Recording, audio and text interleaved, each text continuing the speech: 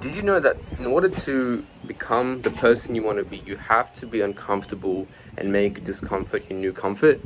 Now, what I mean by this is you're gonna have to do things that you don't want to do. You're gonna have to do things that you don't feel like doing.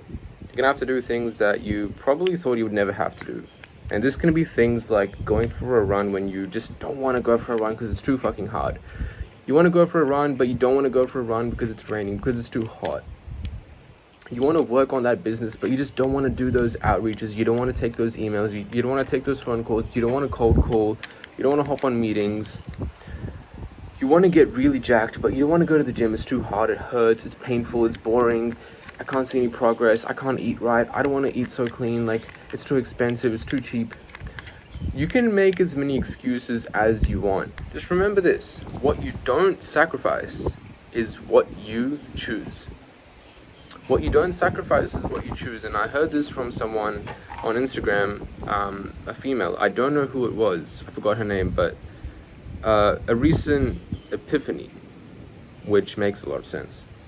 And so if you don't sacrifice something for something you really want, then what you want will also become a sacrifice. And of course, what you don't sacrifice is what you want to keep doing by choice.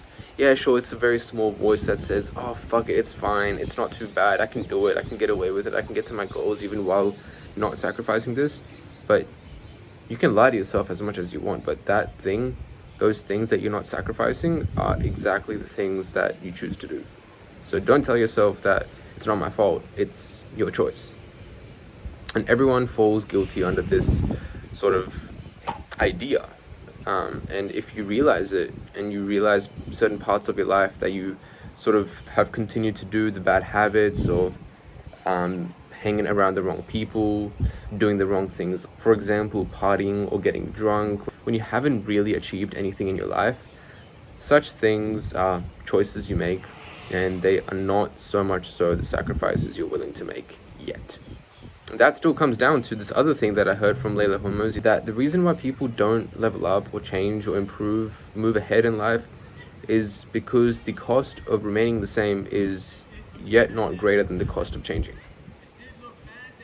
Think about that for a second and let it sink in.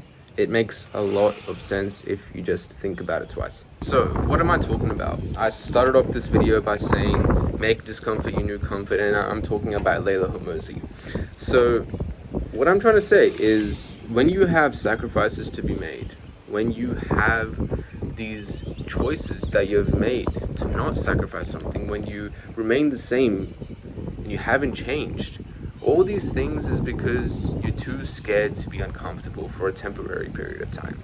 There is no situation on this earth where discomfort will be a permanent thing. You might be stressed for the rest of your life, which is completely fine depending on what you're doing. You might have a lot of responsibilities that exponentially increase as you level up in life, which is completely plausible. But you won't forever be uncomfortable if you take discomfort into your hands right now willingly, rather than worry about it for a lifelong later on. In other words, if you take on responsibilities, if you take on discomfort and make that your new comfort today rather than 10 years from now, in 10 years from now, if you start discomforting yourself today, you will have a lifelong of comfort. Whereas if you choose to only feel uncomfortable and do uncomfortable things 10 years from now, your life after that will be uncomfortable. And that's how it is. So how do you make discomfort your new comfort? As I said at the start of this video, I gave you guys a few examples. Go for that run you've been talking about. Focus on your diet. Eat cleaner foods. Stay away from seed oils. Stay away from microplastics. Try to improve your gut health by eating cleaner, drinking cleaner, by making some green drinks for yourself with, herbal stuff and organic stuff. Go to the gym. Try to keep the right people in your life that bring something good out of you. Mitigate the people that take you down in life in some way or the other. And most people around you, they go clubbing, they go to these parties, they go to events, and it's fine. It's honestly fine because everyone has their own priorities, and it's important to yet have some sort of discipline and some sort of level to how much you let loose and have fun.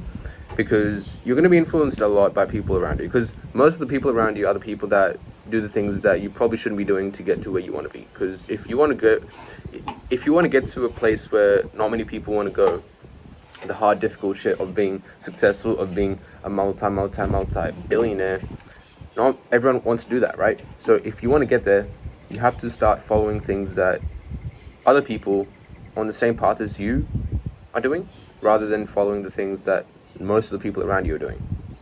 Now that comes back down to this other concept of being careful of who you hang out with, because if you hang out with the people that don't do the things that you do necessarily, and they bring you down, then you're fucked.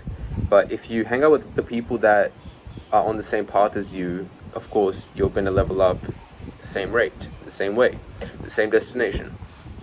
But that doesn't mean that you should cut off the friends that are not on the same route as you, because if they're still nice people, if they still provide some sort of peace or value in your life, there is no reason to cut them off, because that's just silly. So, in conclusion, what do? Start doing the things that you're avoiding to do. Start doing the tasks that are really boring and really extensive. Start going for that run. Start going to the gym. Start eating right. Start working on that business. Start taking risky steps. Start investing in yourself, because believe it or not, you are the biggest place you can invest in. There is nothing or no one else in this world that you can invest in more than yourself. And only time will tell as you invest in yourself. There's no other way to explain it. You can do it if you want to. Remember this once again. I'm going to say it one last time. What you don't sacrifice is what you choose.